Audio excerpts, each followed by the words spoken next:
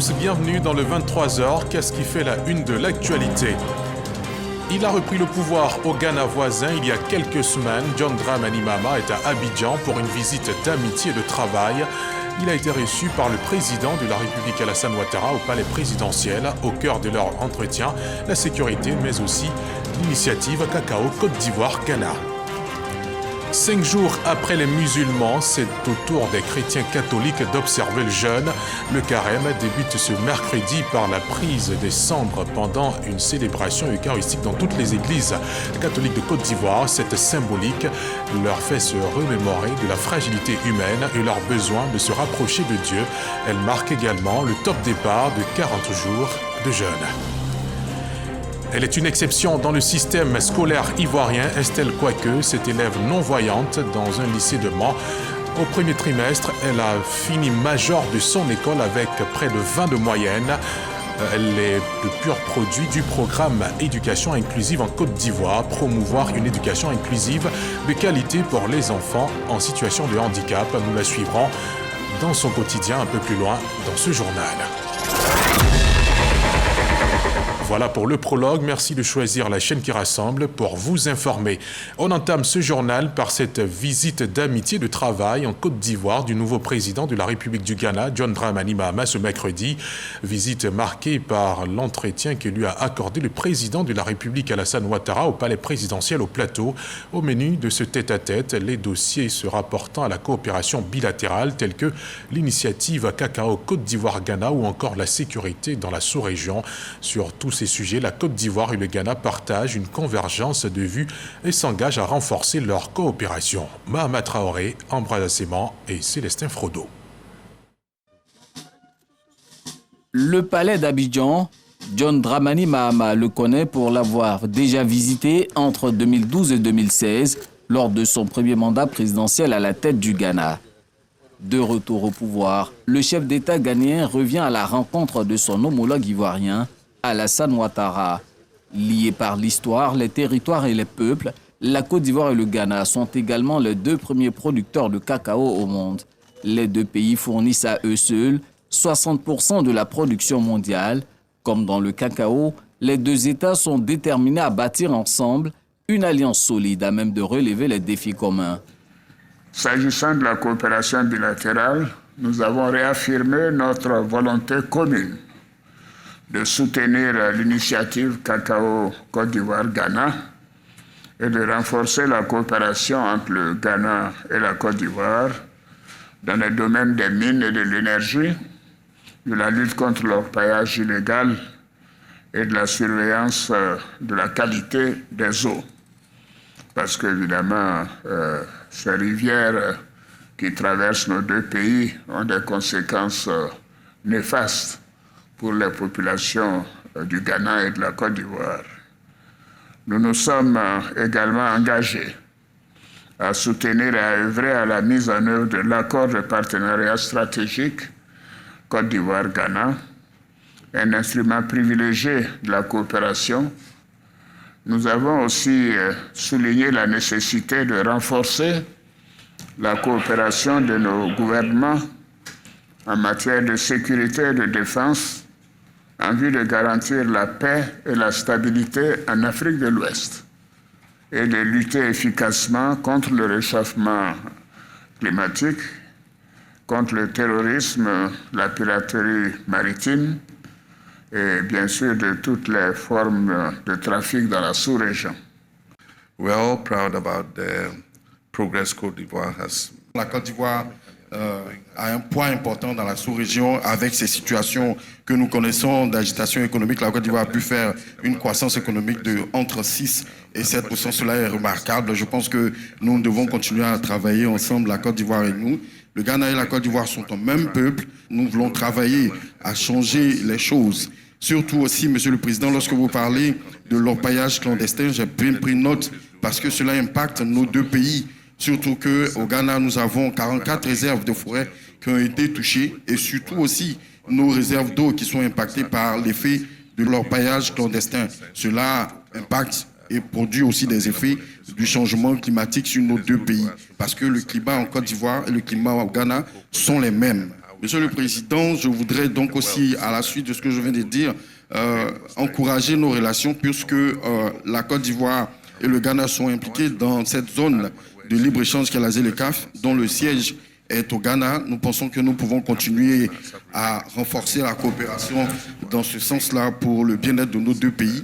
Tous deux membres de la CEDEAO, Communauté économique des États d'Afrique de l'Ouest, la Côte d'Ivoire et le Ghana se disent préoccupés par la situation de crise que traversent certains pays de la sous-région. There's always a possibility to be able to reassure them that, ECOWAS. Il y a toujours la possibilité de ramener nos pays frères à la maison. Et il est bon de rester dans un groupe de 15 que de rester dans un groupe de 3. Il y a toujours des possibilités. Ce sont des pays qui comptent dans la sous-région et la sous-région a une importance pour ces pays-là dans la mesure où il y a des populations de ces pays qui sont en Côte d'Ivoire. Il y a aussi des populations de ces pays-là qui souffrent sur les lignes de frontières et je pense qu'il y a toujours des choses à faire parce qu'il y a un intérêt économique à gagner dans la CEDEAO. Comme je l'ai dit, il est toujours bon de rester dans un groupe de 15 plutôt que de rester dans un groupe de 3. Nous avons noté la nécessité d'apporter une assistance à ces pays frères pour leur permettre de faire face aux besoins humanitaires et sécuritaires. Nous vous faisons confiance, Monsieur le Président, pour qu'à l'occasion de vos entretiens avec ces pays frères, vous puissiez les convaincre de rester dans la CEDEAO, car il y va de l'avenir des peuples de l'Afrique de l'Ouest. Dénommé Initiative Cacao Côte d'Ivoire-Ghana, l'accord de partenariat stratégique qu'entretiennent les deux nations existe depuis 2018. Il vise à améliorer les revenus des paysans et à contribuer à la production d'un cacao durable. Face à la presse, Alassane Ouattara et John Dramani Mahama se sont prononcés sur d'autres questions d'actualité. Ils ont notamment réagi à la suspension de l'aide budgétaire américaine destinée aux pays africains. Je vous propose de les écouter. I think that US has a right to decide who it wants. Vous savez, les États-Unis ont le droit de réviser leur stratégie de coopération, de voir comment est-ce qu'ils pourraient orienter leur financement. Je pense que c'est aussi une opportunité pour nous de voir comment on pourrait compter sur nous-mêmes. Et j'ai entendu aussi dire qu'il y aurait des réductions dans l'USAID. Et je pense que cela a été pour nous une opportunité de revoir aussi nos stratégies économiques. C'est vrai que c'est une très grosse partie du financement international.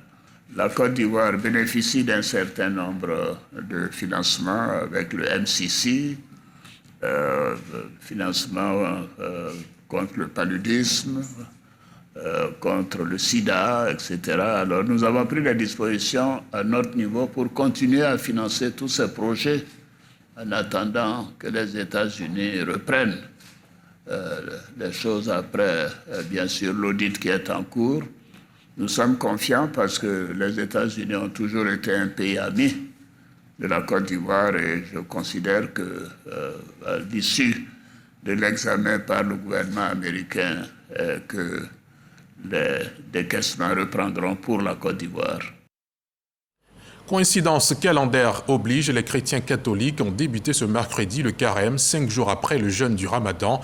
Début significatif par le marquage des fidèles par les cendres pendant une célébration eucharistique. Cette symbolique rappelle leur fragilité et leur besoin de se rapprocher de Dieu. Elle marque également le temps de conversion de 40 jours appelé aussi carême.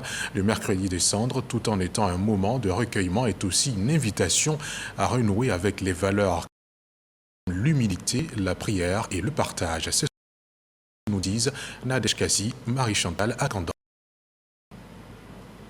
Souviens-toi que tu es poussière et que tu retourneras poussière. Ces paroles prononcées lors de l'imposition des cendres résonnent comme un appel à l'humilité et à la conversion. Le mercredi des cendres marque ainsi l'entrée des chrétiens catholiques dans le temps du carême, une période de 40 jours dédiée à la prière, à la pénitence et au partage. Pour le vicaire de la paroisse Saint-Albert-le-Grand, le carême est un chemin spirituel qui nous invite à nous dépouiller du superflu pour mieux nous recentrer sur l'essentiel, Dieu et son amour infini. Pour bien vivre notre temps de carême, il y a 3 point important à respecter et à vérifier à chaque fois.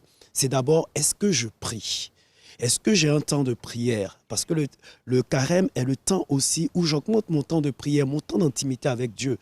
Lire la parole de Dieu, prier, le chapelet, adorer, prendre des temps devant le Saint-Sacrement. Je dois avoir mon programme pendant tout ce temps de carême, eh bien, avoir des temps de prière. Une exhortation qui trouve un écho chez les fidèles, qui voient en cette période une occasion de renaître intérieurement et d'accueillir Dieu avec plus de profondeur. Le carême, c'est le début d'une période de privation pour permettre aux chrétiens de se rappeler qu'il doit se ressourcer en permanence. Un exercice spirituel, un entraînement au combat spirituel, donc pour nous les chrétiens. Donc, nous devons intensément prier, aussi pratiquer les vertus comme le partage, l'aumône, l'amour. Loin d'être une simple tradition, le mercredi des cendres est un temps de recueillement qui ouvre la porte à une véritable démarche de conversion vers la lumière de Pâques. La messe des cendres a été aussi célébrée ce mercredi à l'église Saint-Vincent de Paul de Boaké. Les fidèles ont reçu une croix de cendres sur le front, symbole de repentance et d'engagement spirituel. Ce temps de pénitence de 40 jours observé par de nombreux catholiques prépare à la commémoration de la Passion et de la résurrection du Christ. Mon désir Yoboué, Soro Corona. Mercredi des cendres, le prêtre dépose un peu de cendre en signe de croix sur le front de chaque fidèle. Cette tradition a été respectée à la paroisse Saint-Vincent de Paul du quartier France 3 de Boaké. Un appel fort à la conversion qui résume l'essence même du carême. Le mercredi des cendres représente pour moi le premier jour de la pénitence. Je rappelle en même temps que je suis poussière et que je retournerai poussière. C'est l'occasion d'abord pour nous de nous rappeler que nous sommes pécheurs, que nous devons faire en sorte de tout faire pour prier, pour essayer de marcher comme le Christ. Ces 40 jours de pénitence sont rythmés par quelques actes essentiels. Un temps où nous voulons aussi nous approcher de nos frères et sœurs dans une démarche, fraternelle et que par notre témoignage aussi, certains soient édifiés et parviennent aussi à découvrir qui est le Seigneur Jésus-Christ. Nous sommes appelés à nous approcher davantage de Dieu, donc à quitter le péché qui nous retient loin de Dieu. Observé par la majorité des chrétiens catholiques, le carême représente un temps de préparation spirituelle à la commémoration de la Passion et de la résurrection du Christ. Le RHDP fait le point de la gouvernance du président de la République, Alassane Ouattara. C'était ce mercredi à la faveur d'un panel qui s'est tenu à Abidjan, une rencontre qui a enregistré la présence de plusieurs hauts cadres du parti et aussi de nos envoyés Abdoulaye Koné et Hervé Mboua. La première séquence de cette rencontre a été meublée par des allocutions, des témoignages sur la vie du président du RHDP, son parcours, sa rigueur, mais surtout sa vision pour le développement. Le président Alassane Ouattara est un homme, non seulement l'artisan de la reconstruction de notre pays après la grave et longue crise qu'il a traversée, mais il est également l'artisan de la renaissance d'une Côte d'Ivoire forte, solidaire, prospère et respectée en Afrique et dans le monde. Leader exceptionnel, stratège et visionnaire de la lignée de feu Félix Houphouët-Boigny, père fondateur de la Côte d'Ivoire, Alassane Ouattara incarne pour ma part la rigueur, l'excellence et la volonté inébranlable d'œuvrer pour la paix, le progrès et le bien-être de ses concitoyens. Le travail dont on parle, que le président de la République a réalisé, il y a ce qu'on voit, ses infrastructures, sa santé, l'éducation. Mais ce sur lequel on ne s'attarde pas, c'est ce qu'il a fait pour pouvoir ramener le pays à un niveau de sécurité normal. Ce panel, initié pour décrypter les 15 années de gouvernance du président Alassane Ouattara, est à mettre à l'actif de la cellule de veille stratégique du parti. Nous observons dans le microcosme politique ivoirien que les adversaires du RHDP ont décidé de privilégier comme point prioritaire du débat la manipulation, la récupération de l'émotion populaire et l'exacerbation des faits divers. Il faut comprendre par cette posture de l'opposition sa volonté affichée et affirmée de sortir le débat politique ivoirien d'un niveau supérieur, constructif, intellectuel et scientifique, afin de le placer à un niveau inférieur, personnel, nocif, passionné et déraisonné. Alors que la présidentielle d'octobre approche à grands pas, ce débat constructif intervient à un moment stratégique. C'est une rencontre qui vise à mettre en lumière les réalisations de son Excellence le Président de la République, à permettre à différents spécialistes, à différents experts de visiter et revisiter les différents axes de cette réussite-là, qui est reconnue aussi bien au niveau national qu'au niveau international. La Côte d'Ivoire, sous Alassane Ouattara, c'est d'abord une économie en pleine croissance, un pays qui a aussi gagné le pari de la stabilité politique. Les perspectives sont bonnes parce que nous avons une économie qui est en bonne santé, une économie qui est saine, une économie également qui est en perpétuelle réforme. En réalité, c'est ce que nous avons essayé d'expliquer.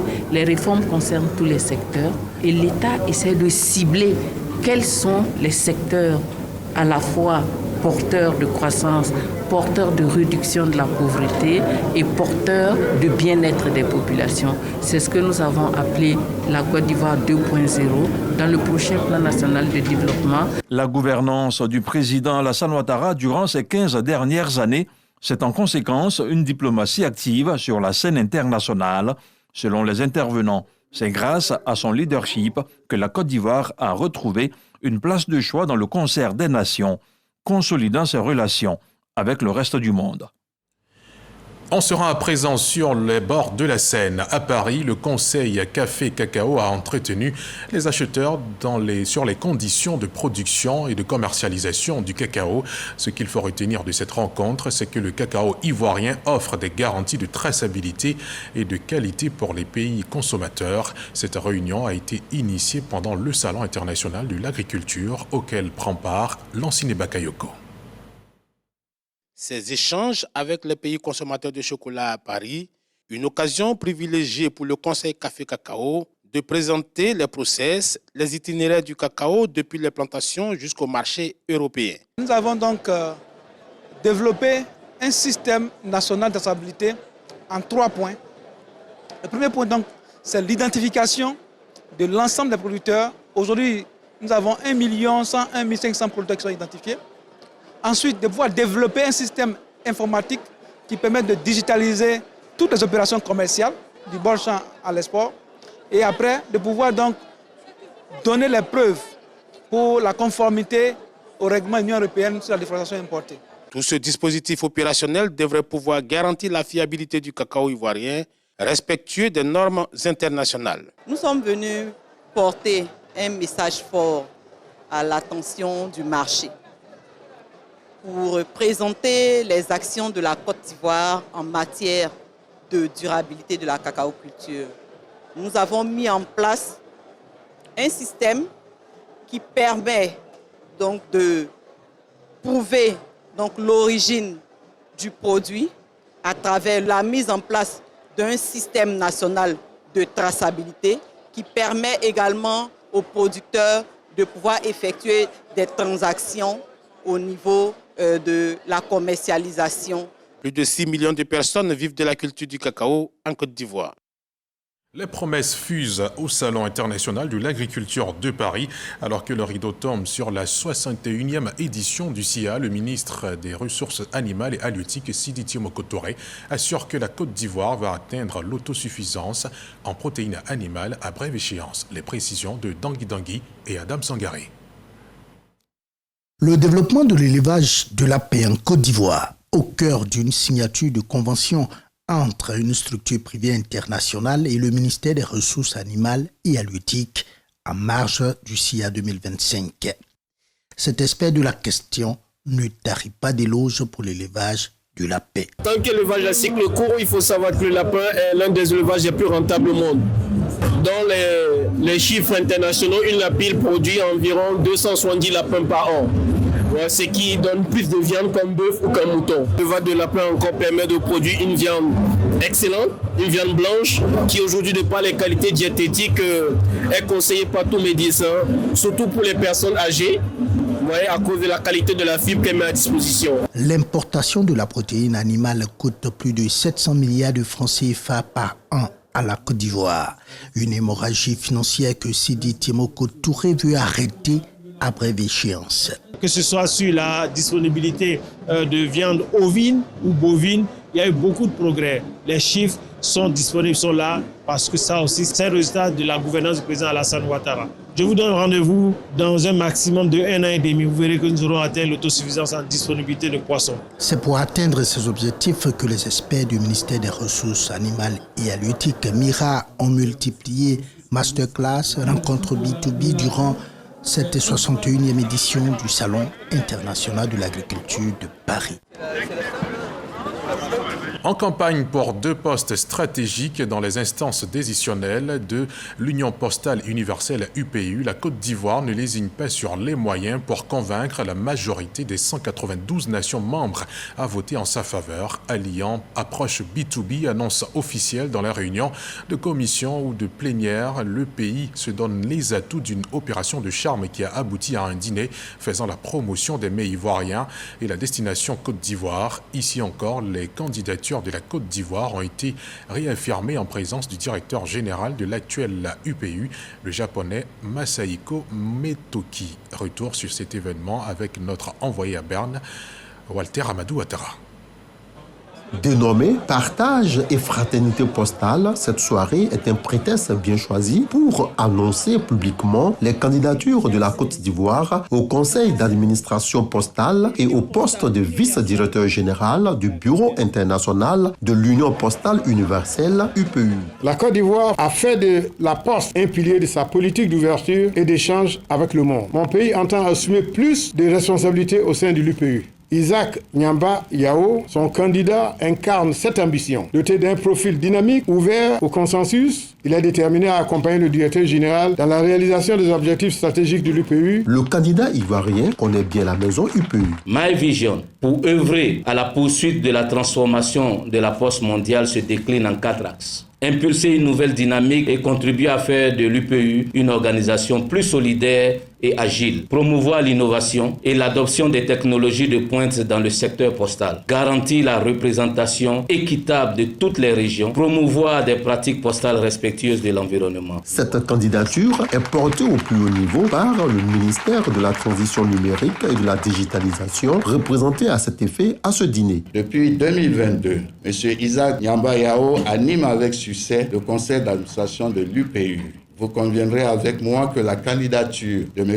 Isaac Yao incarne l'ambition de la Côte d'Ivoire de continuer à jouer un rôle de premier plan au sein de l'UPU. En face de la Côte d'Ivoire, 2 autres pays prétendants, la Slovénie qui détient le poste de vice-directeur général de l'UPU sortant et le postulant italien. On regagne la Côte d'Ivoire avec au chapitre environnement la Côte d'Ivoire qui se prépare pour la COP 30. Le ministère de l'Environnement, de Développement durable et de la Transition écologique a procédé ce mardi 25 février au plateau au lancement des préparatifs de l'événement. À ce sujet, il a été question de la restitution des conférences des éditions passées. La COP 30 se tiendra cette année en novembre au Brésil. On en sait davantage avec Ahmed Traoré et Issa Dambélé. Cette rencontre était l'occasion de faire le bilan des conférences des parties COP sur la diversité biologique, la désertification et le changement climatique, avec pour objectif de contribuer au rehaussement de la performance climatique de la Côte d'Ivoire, également d'accompagner le gouvernement dans la mise en œuvre et le suivi de ses engagements climatiques. Le ministre de l'Environnement, du Développement durable et de la Transition écologique se veut rassurant quant à la participation de la Côte d'Ivoire à la COP 30. 2025 est aussi une année électorale et nous devons anticiper nos actions, notamment notre participation à la COP 30 sur les changements climatiques qui se tiendra, comme cela a été rappelé, du 10 au 21 novembre prochain à Belém au Brésil. Une mission précurseur sera d'ailleurs déployée dès le mois de mars pour préparer efficacement ce rendez-vous. Nous associerons, comme d'habitude, toutes les parties prenantes, à savoir les institutions gouvernementales, la société civile, les communautés locales, le secteur privé, les partenaires techniques et financiers. Pour rappel, se sont tenues en 2024 la COP16 sur la diversité biologique en octobre en Colombie, la COP29 sur les changements climatiques en novembre à Azerbaïdjan et la COP16 sur la désertification en Arabie Saoudite. Tous les pays du monde se sont retrouvés lors de ces conférences pour échanger et trouver des solutions concrètes pour la protection de l'environnement. On prend à présent la direction de l'ouest du pays, pour la ville de Mans précisément. On part à la rencontre de cet élève qui impressionne de par son travail et sa résilience. Estelle Quoique, non-voyante depuis son enfance, est en classe de 6e au lycée moderne Dion-Robert de Mans. Au premier trimestre, elle a obtenu une moyenne supérieure à 18 sur 20, ce qui fait d'elle la majeure de son établissement. Cette adolescente, vous conviendrez avec nous, fait preuve de courage et de détermination malgré son handicap. Elle a été scolarisée grâce au programme Éducation inclusive en Côte d'Ivoire, promouvoir une éducation inclusive de qualité pour les enfants en situation de handicap. On se plonge dans son quotidien avec notre reporter F. Boué. Si j'ai été major du lycée moderne Dion-Robert de Mans. Major du lycée moderne Dion-Robert de Mans pour le premier trimestre de l'année 2024-2025 avec une moyenne de 18,10 sur 20, Estelle Quoique, non-voyante et élève en classe de 6e. Ce lundi, jour de salut aux couleurs, elle est célébrée entourée de l'ensemble des élèves. Elle reçoit les félicitations du directeur régional de l'éducation nationale et de l'alphabétisation de Mans. Cette adolescente a perdu la vue dès sa plus tendre enfance. Elle fait preuve de résilience. Le handicap n'est pas pour moi un obstacle. C'est pour moi d'abord un point d'encouragement pour me dire que je suis handicapée. Mais est-ce que je vais laisser mon handicap m'empêcher de devenir ce que je veux demain? Mais non. Donc je prends mon handicap comme un point de courage. Encadreurs et enseignants sont unanimes sur ses capacités exceptionnelles. Être en situation de handicap, notamment être malvoyante et obtenir 18,10 de moyenne parmi plus de 4700 élèves qui ne sont pas en situation de handicap, je pense que c'est exceptionnel. Lorsque nous faisons les cours, elle a un niveau qui est très élevé.